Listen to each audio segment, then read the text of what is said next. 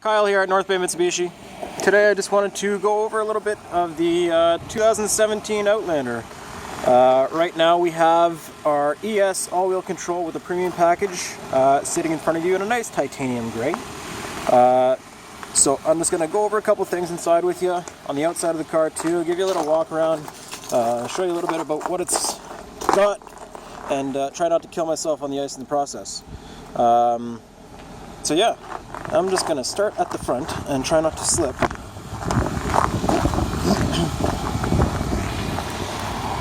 Alright, now 2016 they redesigned the front end of the car. They redesigned a lot of stuff inside the car too. Focusing on the exterior of the car, from 2016 to 2017, they didn't really change much. 2016 got such positive reviews on the car, they said, you know what, why fix something that's not broken? Let's just leave it the way it is. The one thing that they did change is that little guy. So that's the new shark fin antenna, coming from the little kind of stick antenna. Probably won't be able to see it on that car over there, but this is a small difference on the outside, but that's pretty much all they changed on the exterior in terms of features and looks and stuff. On the inside though, they really beefed up the Outlanders this year. They added a lot more stuff to it, so we'll go over a couple things inside there. But first I want to show you a little bit on the outside. So if you've never seen the Outlanders before or anything, basically this is the front end of it. The big redesign from 2016 was they added a lot more chrome, more flashy, made it a lot nicer. Add these nice little LED running lights underneath your headlamps. They call this the dynamic shield display in the front, so very sharp looking. Features that you get with the premium package and with actually most of the packages would be 18-inch two-tone alloy wheels. These little things around your wheel wells are all standard on all the different trim levels, so that's really nice. Your front bumper, back bumper, all underneath here, even the bottoms of your doors and stuff, all plastic. So all your high rust areas, places that you'd normally get stone chips and have rust show up, it's all really well protected, so you don't have to worry about that. Inside the wheel wells again too, you probably won't be able to see that too, but inside the wheel wells all plastic and everything, so for really well protected. I have it running right now because it is cold outside and I don't want to step into a cold car and do some stuff, so I'm just going to shut it off. I'll show you how to use our cool little fast key system. I gotta get my key first. Alright. Okay, so this here, whoa, that is your key for the car. Oops. So you got your, come on, focus. Focus. Focus. There we go. So you got your unlock button there, lock button, obviously, panic button at the bottom. And there is an actual key in here too, so if your battery does die, it's a little switch thing that you can flip and pull an actual key out and put it in that spot right there, unlock your doors, and then do everything else on the inside. So I'm going to show you how to use this fast key. Now there's a couple different ways that you can do it. You can just unlock the door just by pushing the unlock button. Doors unlock. Great. Lock it to lock the doors. So right now doors are locked. Or if you have a giant jumble of keys in your pocket, you don't want to worry about dropping anything or fumbling through or going through your purse to try to find your keys. As long as you're within 2 to 3 feet of either the driver's side door, passenger side door, or the hatch, there's a small button on the outside. Push it once to unlock your driver's door. You can push to lock the doors. Push it twice to unlock all of your doors. Pretty cool. It is probably one of the easiest ways to obviously lock and unlock your doors. But you don't have to fumble through stuff. You don't have to drop your keys on the ground, drop them in the snow, have hands like this on a cold day like today, and then have to bury your hands in the snow to try to find it. So it's a nice feature not to have to do that. We do have power folding side view mirrors as well. I believe we have them turned off right now. Let me just go check. Oh, there they go. That's probably one of the reasons why we haven't turned off, because they do kind of, it's a little bit harder on them in the winter time. But I mean, you have the option of turning them on and off. When you lock your doors, they'll fold in so no one can smash your mirrors off in a parking lot or anything. If you have a garage at home that's a kind of a tight squeeze, there's a button inside the car too to fold them in so you don't have to smash your mirrors off going inside. Yeah, kind of a nice feature. Unlock them. It'll open up again. Kind of neat. I'm going to jump inside because I'm cold, and I'm going to go through a lot of the stuff inside the car with you. Actually, no, I should probably show you the back seats and all that stuff. Most people want to see that stuff too, So, got your back seats here. It's a 60-40 split, fold down. They go down completely flat. I'm going to jump in the back seat here. Enough legroom. I mean, I don't have to sprawl out or anything like that, but enough legroom. In the middle here. Our armrest that folds down with some cup holders in it. Little pockets behind your thing. Hide some books. Like people read books nowadays. iPad holders then. Alright, I'll show you trunk space. And I also have a little surprise back here for you guys. A third row seat. So the Outlanders are actually 7-passenger vehicles in most cases. Our ES all-wheel control and ES front-wheel drive are 5-passenger, in which case you get a couple more storage bins in the back. But in this case here, you got 7-passenger seating. Now the second row does slide forward for those people sitting in the second row. If they wanted to be nice and add a little bit more legroom for the third row, they can. If not, I mean, you're always going to be sitting back here and the guy's head's going to be right there anyway, so you can just kind of give him a few steps while you're driving. But either way, this tonneau cover does come out too, so it's not like a little, there's actually seat belts back here you pull down. It's not like a roller coaster where you just hold on to the thing and pray for your life. So that folds down, or not folds down, these fold down. That unclips, and then you can actually stow it underneath here. The storage compartment clips into those clips there. Stows out of the way, doesn't take up any cargo room, and yeah. So I'm gonna fold those down in a second though. In there you got a little jack and everything, so all your jack, your tools and stuff are hidden away. They're not flinging around the back of the car or anything. Yeah, now I'm gonna jump inside because my hands are freezing.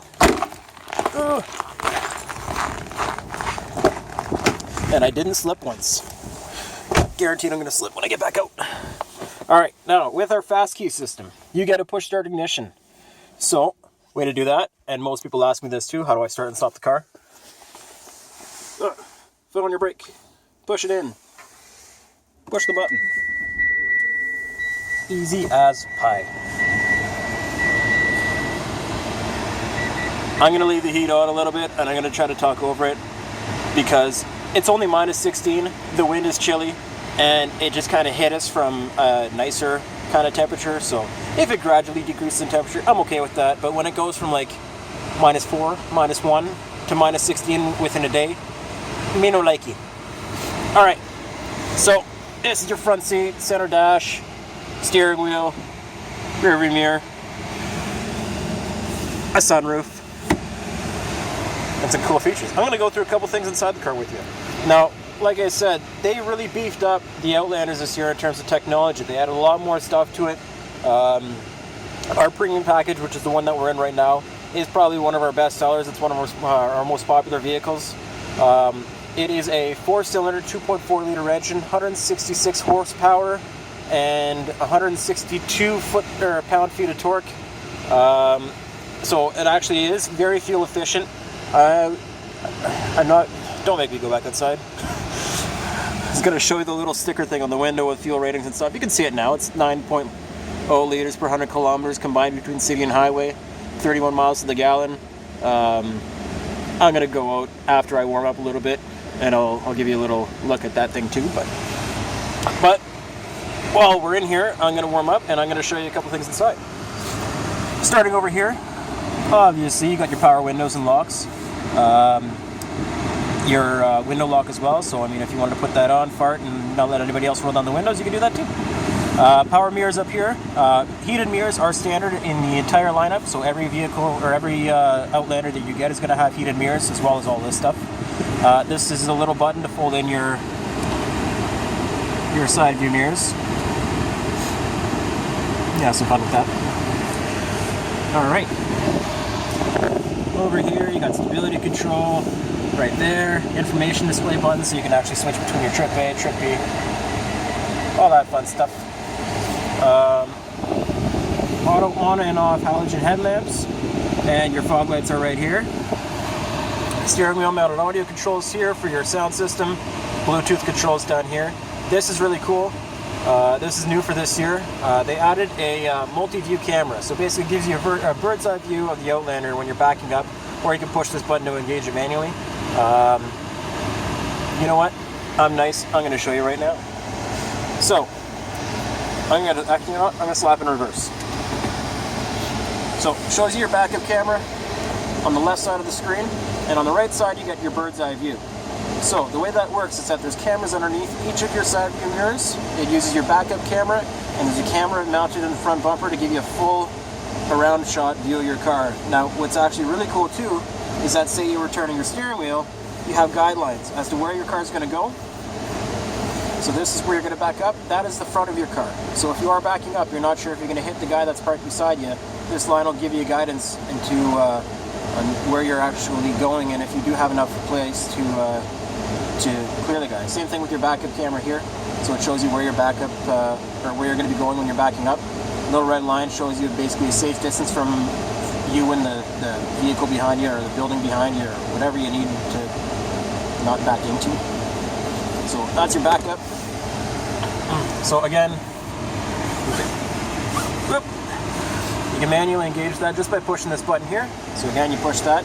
Now if you do push that, this is actually the front of your car now. So if you're pulling into a parking spot, you don't know how far away you are from the guy who's parked in front of you or anything, you can push this button and it'll show you the front of your car. Again, red line is your safety distance between the front of your vehicle and the guy you're parking behind.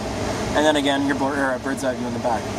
Now say you're parallel parking, you push this button one more time, and it shows you the side of your car, how far away you are from the curb. Don't use this to actually parallel park, but when you are parked, you can do that, and instead of getting out of the car, walking around, oh, I'm a foot away from the curb, coming back in and readjust, just push the button, you'll be able to see everything, and you won't have to get out on days like today and basically freeze your hands off. So that's how that works. Kind of a neat feature. Coming back here, nice information cluster. So it has your RPMs, obviously, speedometer, nice color display in the middle with your gas levels on the side, trip A, trip B, fuel mileage, all that fun stuff. This car has currently 6 kilometers on it. It is ready to be driven home. Okay, steering wheel. That's another thing they redesigned in 2016. They added a nice piano black finish at the bottom here. It actually, a small little thing like that really makes the steering wheel look a lot nicer. And there's a lot of small accents inside the car. Like for example this, it's like a brushed kind of wood finish on the side. It's not actually wood, it's plastic, but it looks like wood. And you'll see that throughout the car. So again, on your vent stuff over there, other door. Yeah, so small interior accents like that. Nice piano black finish on your information console. They actually changed the center console this year to add another piano black finish. Little cup holder area up there. Kind of cool. Alright, this side is going to have your cruise control on your steering wheel. I think everyone knows how the signal lights work and how your wipers work and stuff. Another cool thing, I should probably do these videos in the summer because it's a lot easier to get in and out of the car and not freeze. Underneath your windshield wipers, there are windshield wiper de-icers. So, when you push this button here, that will defrost your back window, it'll defrost your heated mirrors, and it'll also defrost underneath your windshield wipers. So, if you ever get snow or ice buildup on your windshield wipers and you go to wipe and it either does not move because it's frozen to the car, or you actually wipe stuff away and nothing gets wiped off because there's a bunch of ice built up on your thing, you have to get out and flip it and bang it against the car and all that stuff. Don't have to do that anymore. That little button will save you lots of time and hassle, and it will make your visibility a lot better. Safety first, kids. Rear view mirror. So your rear view mirror, try to get closer here, get the light. There we go. So your rear view mirror is an auto dimming rear view mirror. So say the guy behind you's got his high beams on and he's kind of being a jerk and not shutting them off. This will automatically dim for you so it doesn't blind you. Joke's on him. These little buttons here. Right. Come on. Anyway, there's 3 buttons on there. That is for home link.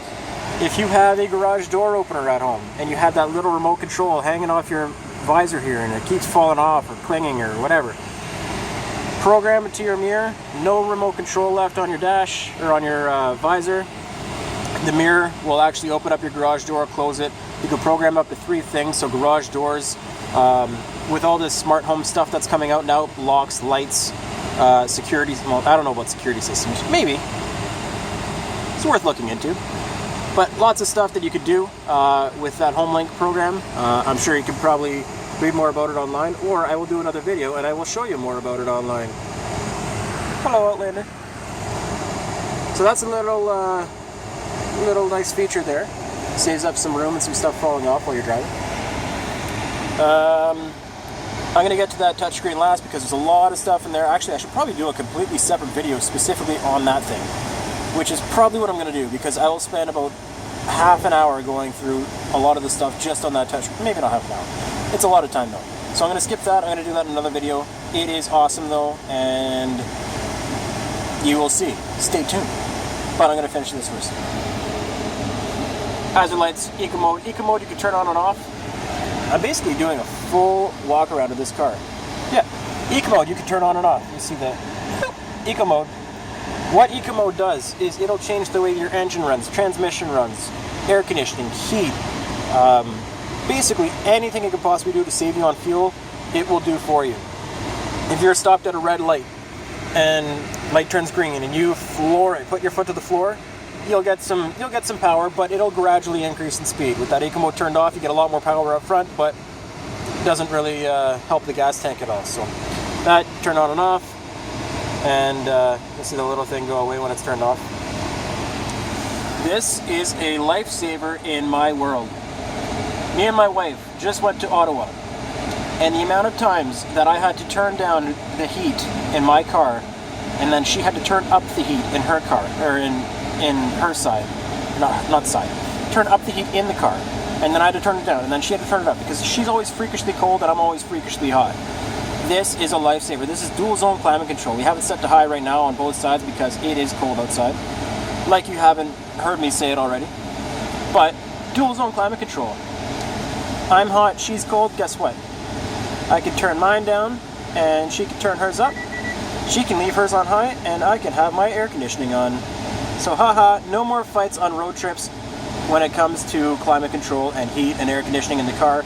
Everyone's happy and the world is saved. The little auto button here, you push that. Now the car is going to be at 17.5 degrees at all times. It will do your air conditioning, it'll do your heat, it'll do the fan adjustments, it'll do everything. It'll change where the air comes out of. As long as it's going to keep you at 17.5 degrees, you don't have to worry about it. Change that up to 23, which is roughly where I like to have it in my car. And you'll actually hear the fans speed up a little bit more.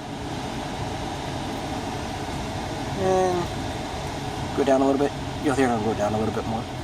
Because it's going to change everything to keep you at that temperature inside your car at all times. So basically you don't have to get into the car, turn the heat on, crank it all up, and then turn it down, and then turn it out again. You like it at 23 degrees, this car keeps you at 23 degrees. Very simple. Mode buttons, going to switch where the air is going to come out of. You got your fan speed on top of the auto button, so turn your fan up and down manually. Do that. I like to keep it on auto. Turn it off to just turn the air off altogether. It is so quiet in here now that that is turned off. Ooh. Okay, so another cool thing. Added a couple other things this year. Heated steering wheel for my frozen hands. Bam. Steering wheel from here all the way down to here on both sides. It'd be weird if it's just on one side, but both sides. Heated. It warms up very quickly and you don't have to wear your gloves inside the car anymore. Kind of a nice thing. You can see my little reflection there. I'm wearing a toque. My ears are cold. Turn that off. Blind spot monitoring. This car does have blind spot monitoring, new for 2017. So, I'm not getting out of the car again. But you can see on the side, right where my thumb is pointing. I'm going to take it away so it focuses a little bit better. It's not focusing. There's a light there anyway. You can see the little two car things. So, someone's in your blind spot. That thing will light up, especially when your signal light's turned on. And it'll also beep at you if you're going to change lanes and someone's there. So it'll beep at you saying, hey, someone's in your blind spot, so you don't sideswipe someone and send them into the ditch. Nice thing to have. You can turn that off too. I don't know why you'd want to, but you can turn it off. Another thing I mentioned, or didn't mention, when you put it in reverse, you got your backup camera. It's obviously clear to see right now that there's no one behind me or coming because I have a building on one side, and why would someone want to drive in the building from the other side? But if you are in a parking lot, such as this one, and say you're parked right there, and someone's driving by, and you can't see because there's cars on either side, this has rear cross traffic alert. So when you're backing out, this camera can see over there and detect someone coming, and it'll go beep, beep, beep, beep, let you know so you can hit the brakes and not back into someone and back into oncoming traffic, saving your behind, literally, and everyone else while you're at it.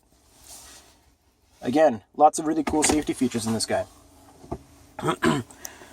Moving on, we got your 4-wheel drive button here. So there's 3 different drive modes. What's really neat, you can change it on the fly while you're driving. No stopping, no neutral, no wishing for something to happen with the magic spells and stuff. It's just push a button, away you go. So right now we have 4-wheel drive Eco. Shows you right. Come on. Focus. Come on, camera.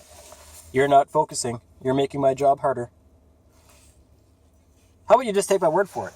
It says 4-wheel drive Eco at the top. Oh, you can kind of see it. Kind of. I'm a master cameraman. Okay, so anyway. It says 4-wheel drive Eco. Basically what that is that it's going to focus a lot of the time. Oh, there we go. It's going to focus a lot of the efforts on the front wheel drive. So your front tires are going to be doing pretty much 90% of all the work. If it has to kick in power to the back tires, it will do it, but it's only going to kick in a little bit of power, and it's not going to do it very often. So this is more meant to save you on fuel, drive in summertime. Days like today, we have a 4-wheel drive auto. So it's a lot more sensitive when to kick in power to the back tires, and it kicks in about 50% power. So 50-50 between the front tires and the back tires. You'd want to use that again days like today. It's similar to like an all-wheel drive system. But wait, there's more. 4-wheel drive lock. Meaning all 4 tires are always going to get power. No speed caps. No limit as to when to switch it. If you're driving down Lakeshore going 60, which you shouldn't be because the speed limit is 50, but let's just say hypothetically you're going 60 because you like to live a little bit on the edge. You can flip that into 4-wheel drive lock, and the car will switch for you whenever it deems it safe and not painful to the car.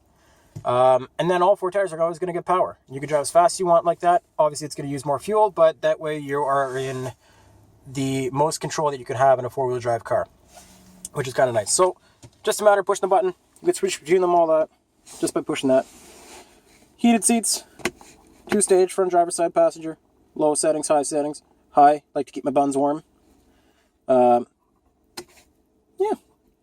I don't know how the passenger would like it, but I like warm bums. Alright, going by glove box. Now, most people don't highlight a glove box too much because why would you? It's a glove box. But see that little shelf up there? And you see how we have all of our owner's manuals? That is 2 gigantic manuals for your car. 2 manuals specifically for that. And service manuals. And then a couple other brochures and stuff in there. And you know what? It is not taking up any space in there. The wheel locks are. But the manuals, which take up 90% of my glove box, are hidden away. So you don't have to worry about that. If you're the one who doesn't have manuals in your car, or doesn't like to have manuals in your car, or just wants to maybe have 1 book instead of 6, have 1 book up there. Keep the other side for other stuff, such as wheel locks. And then you have your full glove box to your potential. You can hide a bunch of napkins and drinks and non-alcoholic drinks, obviously, because we're responsible adults. But a bunch of other stuff. Coloring books for the kids, because those iPad holders can only hold iPads, apparently. So, we're going to close that. Sunroof, I'm not going to open that today because it is... I'm not going to say it again. You guys know. This is your view to the back. Lots of space. Kitty there, maybe in the middle. Seats will fold down too, so you have a little bit more cargo space in the back. You got a metal seat belt up there if you wanted to have someone in the middle seat. You can pull that seat belt down or tuck it away so it's out of the way and less obstructions when you want to fold down your seats, which I'll show you in a second. Center console, little tray for some change, and then down there you have a 12-volt plug, USB port, at times there, 2 USB ports, that is, if you're not French, and some more storage space. It looks like the bottom is fit, because you can't see the bottom, but lots of storage space in there. This thing can go back. What I found out, someone had pointed this out to me, someone who used to work here. Pen holder That's kind of weird, but I have tons of pens in my car, and I don't know where they are. They probably fell between my seats because I don't have a pen holder. But this car does. Awesome. Kleenex. The things these people think of. My God. Kleenex and pen holders in a car. Who'd have thunk it? Mitsubishi, that's who. So, how do we like the Outlander? Lots of really cool features. Lots of really nice car. And it is quiet. The car started right now. It's hard, well, I mean, obviously it's hard to hear a lot of stuff on a camera from a phone, but it is very, very quiet. And those are a lot of the improvements they made in 2016 that carried over to 2017, is that they added a thicker acoustic windshield, thicker glass on your other windows, more insulation inside your door panels, quieter engine, quieter transmission. Basically, more insulation anywhere they could put insulation to make it as quiet and as comfortable as possible. They retuned suspension so it feels like you're floating on clouds as opposed to driving off-road, which this thing can do too. There's videos online. Google it. Or YouTube it. Or just take my word for it. That works too. So lots of really nice features that they added in for 2016 that carried through 2017. And from 2016 to 2017, price point didn't change that much. Even though they added the rear cross traffic alert, the blind spot monitoring, the heated steering wheel, the multi-view camera, the new touchscreen, sorry. Oh, I forgot to mention on this touchscreen, Apple CarPlay and Android Auto capable. So you plug your phone into the USB port, one of the two that I just showed you, and you will get basically your cell phone information pop up right there. So you can access, obviously, your phone's messages. You can get and send text messages just by talking to the car, so you don't have to take your eyes or hands off the steering wheel. Don't have your eyes on the steering wheel, have them on the road. That's not safe. But you can do everything by voice. You can send a message to North Bay Mitsubishi. We don't have cell phones, but, well, I do, but North Bay, anyway. Send a message to whoever, Jennifer, Jenna, Jamie, Jacob, and say what you want to say. It'll repeat it back to you to make sure it's not sending something funky. It'll ask you if you want to change it or send it. You say send it. It sends a text message. When you get a text message, you push a button, it'll read it to you. So you can text while driving now, legally and safer. You get phone calls, shows you who's calling you, the number, and all that stuff. You can pick up the phone using your handy little steering wheel buttons. Or ignore it. Why would you want to do that, though? Maps. This will have navigation built in, coming in from your cell phone. So it'll use Google Maps or your Apple Maps, and you can navigate to where to go.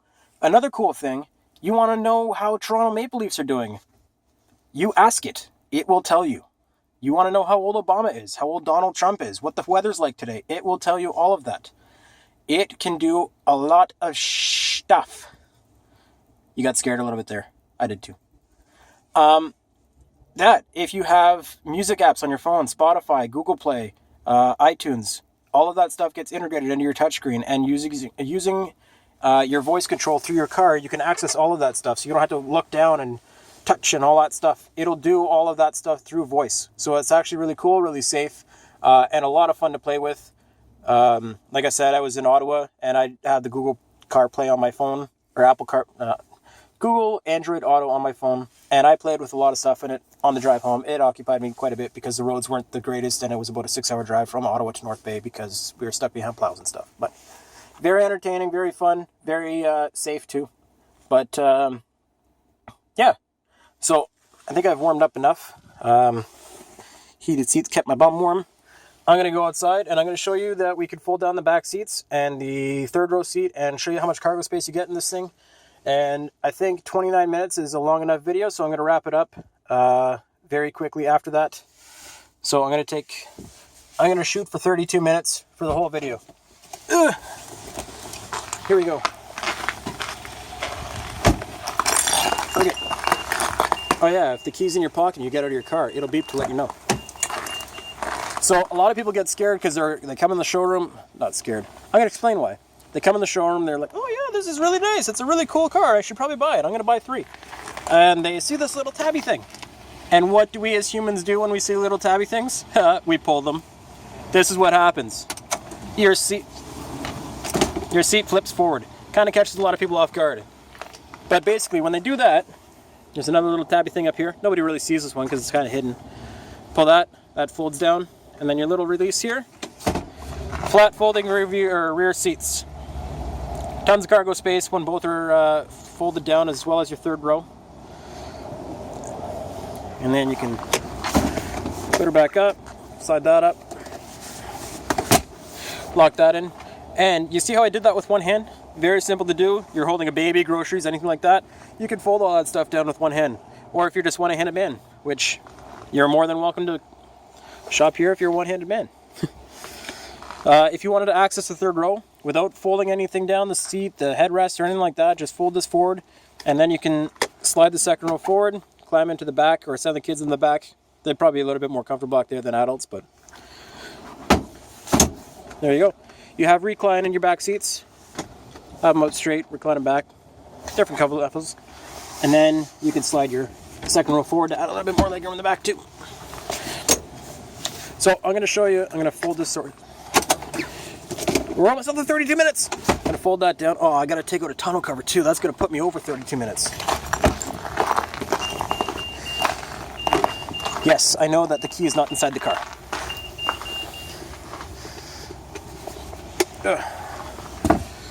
Now to fold down your third row, you do have to take your headrests out. They are big headrests. They do not fold down very nicely when you have, when you want to fold down your seats anyway. And headrest stow away very conveniently. Whoops. Sorry about the shaky camera. Stow away very conveniently in your storage area there. You can also fit the tonneau cover down there, which I'm going to show you in a second. Oh, and another thing too, 12-volt plug in the back. You guys have power coolers or anything like that, and you go camping, you can plug them in there. Tonneau cover, again, pull that little thing. This is really hard to do with one hand, by the way.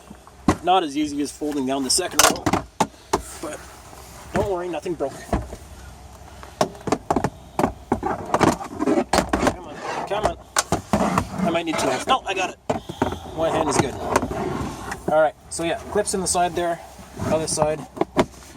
Come on. Other side clips in here. So that's stowed away down there. And I'll fold down the other one too.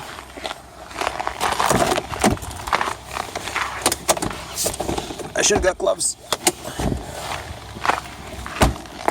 And voila. Tons of cargo space. Tons.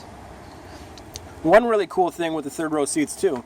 So you leave your second row like that, and you're going on a long road trip. Pop your third row up, put your headrest back in. You now have a lazy boy.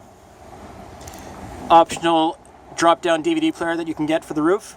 Enjoy your movie nights while we do all the driving in the front. Food for thought, just so you know. Alright, I think that's pretty much it for the 2017 Outlander. I can give you another view of the front of the car. But